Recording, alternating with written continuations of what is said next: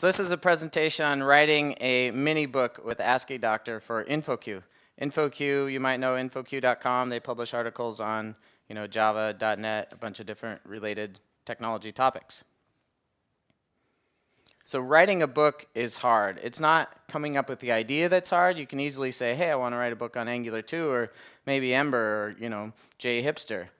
But writing the book is actually hard. And I think part of that problem and the reason why it is difficult to write a book is because of the tools that we're given. And as an example, I last year decided that I wanted to write a mini book for infoq because it's easy. And the reason I think it's easy is because you don't have to go in depth to the topic. The whole purpose of a mini book is kind of get people oriented with the topic, and then they can learn more about it on their own if they want to go deeper. So it's easy enough to write a book in Word or Google Docs, right? Has anyone ever written a book with Word or Google Docs? A couple of you. It's not too bad, right? You just copy and paste images and code right into Google Docs, and it works. You can center it, you can format it, and all that works pretty well. But updating those images or that code is not. For instance, if you do it in Word and you need to search for that code or search for that image, you got to remember keywords in that code. You got to remember keywords. I mean, you can't even search for images, right? So it's very difficult to update. I did a Spring Book back in 2004 and 2005, and I wrote it all in Word. And the biggest problem was that if someone didn't turn on track changes before they sent it to someone else to edit it, you didn't know what changed. And so the solution that I found is to use something like Asciidoctor.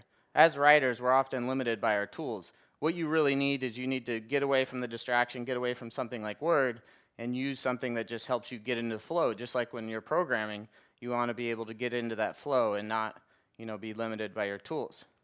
So what I found is Asciidoctor really helps that a whole lot. And so what is Asciidoctor? Has anyone used Asciidoctor? Got a couple of you, okay? So it's an open source implementation of AsciiDoc in Ruby. It's a fast text processor and publishing toolchain, which basically takes text that you write and converts it into the formats that you might expect. HTML5, DocBook, EPUB, MOBI for the Kindle. And you write in plain text, and you can import your code and images. So instead of having them embedded in your document, when you finally produce it, yes, they're embedded, but when you're writing, they're right there in text form, and so it's very easy to search for those images. It's very easy to just copy over the image if you have it in a directory. It's very easy to change your source code, and that source code will automatically update in your document. And the code review and copy editing using Git and code reviews works really nicely because people can easily see the diffs, right, between what changed between revisions. And like I said, HTML, PDF, EPUB, MOBI, and even printed books. You'll notice, printed book. This is the first time that we've ever printed a book from Asciidoctor from infoq. And so if you'd like to take a look at it after the session, you're more than welcome to. But infoq basically didn't have to do any processing to make this book printed. All they did was take a PDF that we adjusted the margins with and adjusted a few other things with, and then sent it to Lulu, and they printed it off. So if you didn't want to go through infoq to write your book, you don't have to, right? You can easily publish a PDF yourself and send it to Lulu, and then you could publish it on your site. So there's nothing in this talk that makes you confined to use infoq for this implementation or to use Asciidoctor. So the real benefit is less cost, less waste, less impact, right? You're not using Microsoft tools. Sweet. Google Docs is good, but it's not great for actually having the source code of your document. And what I found is infoq actually thought it would be one of the most expensive books that they'd ever written, because what they thought was that I would generate this PDF and then I'd have to modify that PDF to either fit into Lulu's print format or their web format. And we were able to customize it so it worked with all those, and they never even had to get any of those production people involved.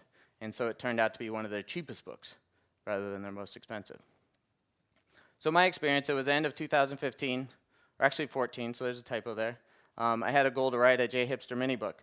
The reason was because I'd used Spring Boot for a couple years, and I used Angular for a couple years, and JHipster did a great job of combining those two, and so I was like, I'd like to spread this knowledge to other people and just show them what a great tool this is. And so I chose Asciidoctor because I wanted to run it like an open source project.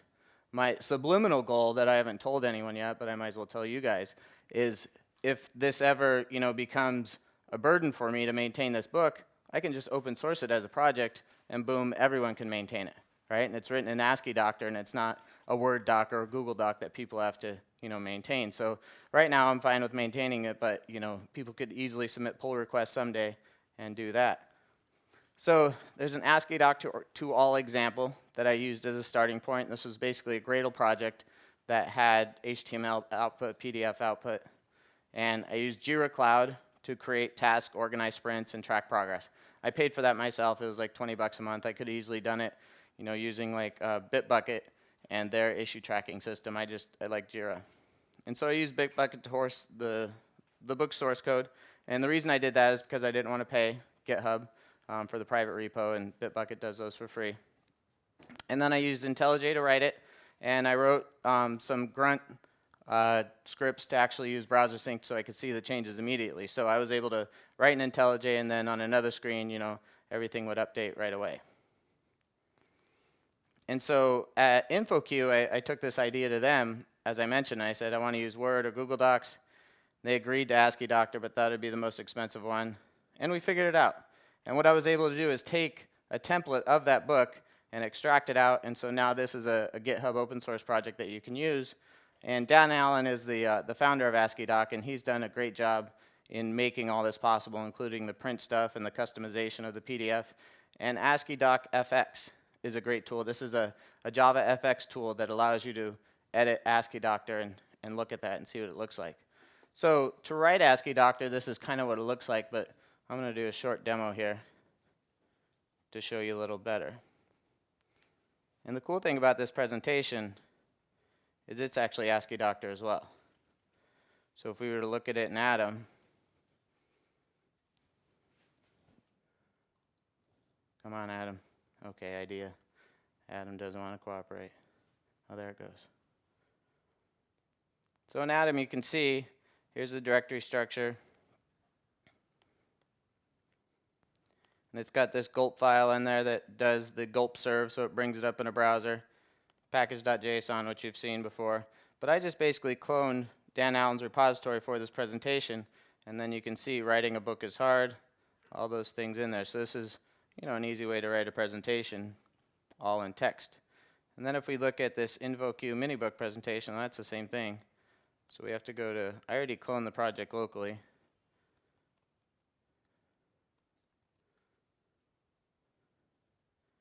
You can see here, here's the project. And so it's got this grunt file that'll do the browser sync stuff. And basically all you have to do is run 2 commands. Gradle to build it initially. Let me put this in presentation mode.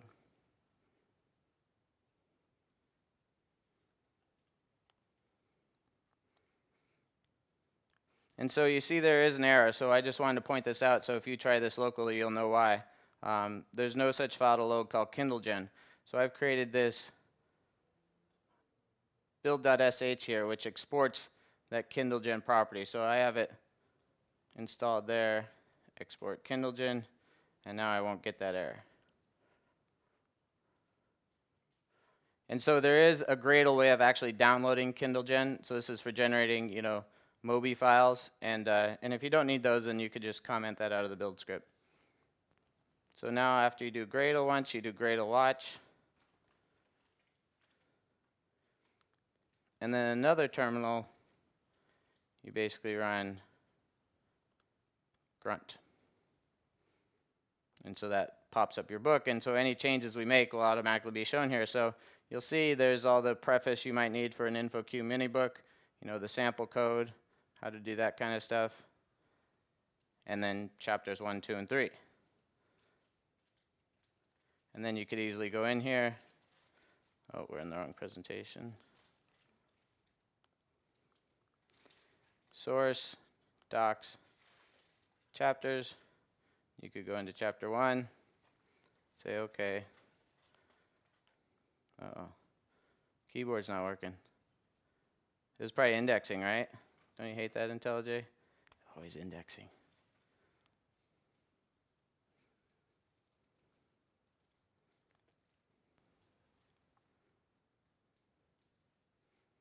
presentation mode. So if you do hello world is one of the best ways to get started with a new programming language. You go back to the browser, chapter 1.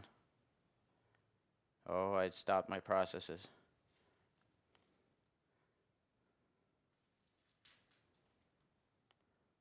So we got Gradle watch,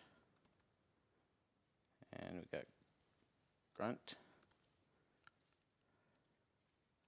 Now chapter 1. Come on, chapter 1. There it is, right? It's got the hello world. It automatically updated. It's obviously not nicer when you're on, 2 monitors, but you could do import your code. So this is one of the things I really like, as well as images, is you can just import it, right? This is a convention that we use with infoq, just kind of giving a title to the code block so you know where that file is. And then you just include the source. And I define the source directory somewhere else. But if we go back now, it's pulling in that file that happens to be down here in main web app. All right, there it is. So if we were to go back here, one of the other slick things you can do is you can say lines 1 through 3.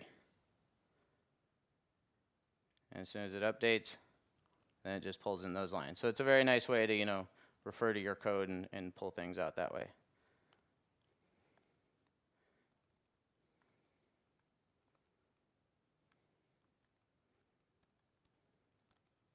So back to the presentation.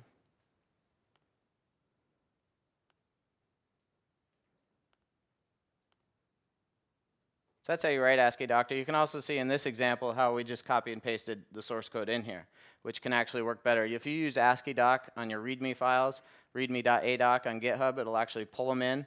But as far as the includes, because they believe it might be a cross-site scripting issue, they actually don't support that. So if you are going to actually put code in your README and you want people to be able to view that just on GitHub, I encourage you to copy and paste the code in there.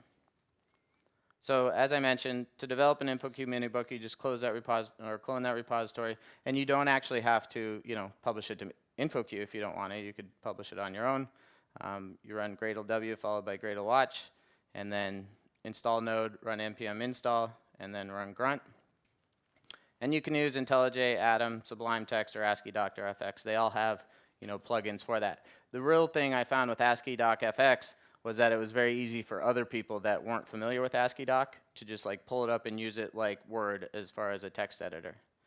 So with infoq, the nice thing that they provide is an editor that basically makes your code looks like, not your code, but your text looks like it means good things and corrects your grammar and stuff like that. So I shared the Git repository with my editor, and he created pull requests. He'd never even used Git before. And this guy figured it out within a day, and we had the whole book edited in 2 weeks. And so, it was really an easy process for him to learn. He's tech savvy, but he wasn't super tech savvy, and so there's tools out there that make Git easy to use. We added comments and collaborated on changes with, pull requests and code reviews. And same thing with technical editors. Those guys, I had some guys from EPUB USA that went and checked out the code and tried it and made sure everything worked. The publishing process, you need that Kindle gen for MOBI, and then that build sh file will generate all those files for you. So if we were to go back and look at cd dev infoq mini book, we can look at the PDF, we can open it, and there it's got, you'd obviously want to change the cover picture, but a PDF with our hello world and code in there.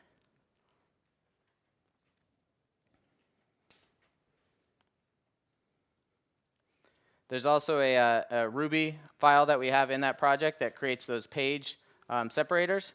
So that works pretty nicely with the infoq style. You have some kind of a style sheet for the rendering? Yep, there's a PDF style sheet, and there's also a style sheet for EPUB. So you can customize both of those to make it look like you wanted. And then, like I said, Mojave Linux or Dan Allen recently made those changes, so we were able to print the book. If you're interested in writing a book for infoq, they're usually 80 to 100 pages, so it doesn't take a lot of time. It took me about 3 months, and I goofed off for a month of that. But it can be difficult to focus, and once I got focused, I was able to write a lot. There's author review guidelines for infoq-mini-books. You retain the copyright, so you could actually take the book and sell it to someone else if you wanted. But as far as the free online version, they have exclusive rights to that. And then if you want them to remove it, they'll do that too. So there's a link in the presentation to actually clone that repository. And one of the beauties of this whole Asciidoctor thing and the presentation, doesn't look like I have an internet connection, but see if I can get one.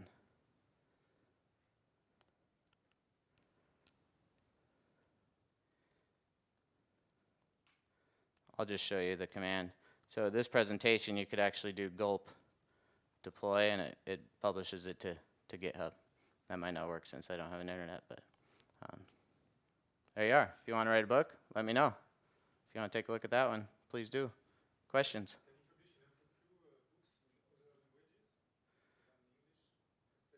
Yes, I mean, whatever you author your Asciidoc in, it's going to publish that in. It's not going to do any translation for you, right? Just like if you write a web page in English versus French. Yes, yep, they support that. Yep, and they have sites all around the world, right, for different languages. I don't know if French one of the supported languages, but I know they have Chinese in Brazil. And if you look up in the top left-hand corner, they have links to the other languages. Anyone else? Yeah. Would Asciidoctor would be appropriate to write web service documentation or library documentation for developers? Yes, so you could use it for website documentation. One of the problems is it produces an HTML file, one, right now. So my book is huge in a web page, but we're working on splitting it up into separate pages. So I think that's all the time we have. Thanks for coming.